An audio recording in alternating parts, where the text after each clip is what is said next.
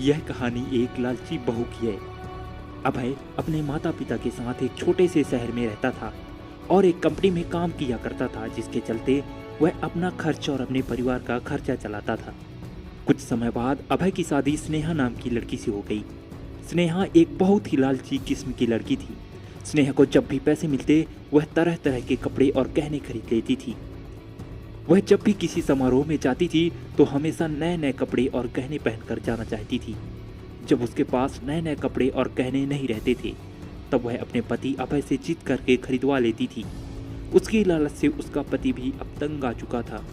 अभय स्नेहा को हमेशा समझाया करता था कि हमारी कमाई उतनी नहीं है कि मैं तुमको हर समारोह में जाने के लिए अलग अलग तरह के कपड़े और गहने खरीद कर लाऊं, मगर स्नेहा उनकी बातों को मानने के लिए तैयार ही नहीं थी। एक दिन जब स्नेहा किसी समारोह में गई हुई थी तब उसकी सहेली सुस्मिता उसके घर पर आई।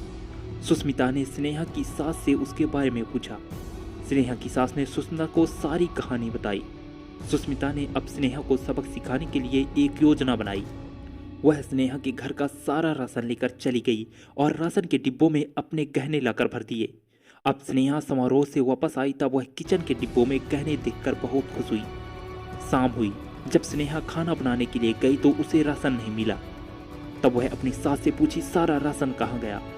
उसकी सास ने जवाब दिया, मैंने सारा राशन और घर का सामान बेचकर तुम्हारे लिए गहने और कपड़े खरीद दिए हैं, तुम बदल बदल कर उसे पहन सकती हो। तभी स्नेहा बोली, मगर खाने के बिना मैं गहनों का करूँगी क्या?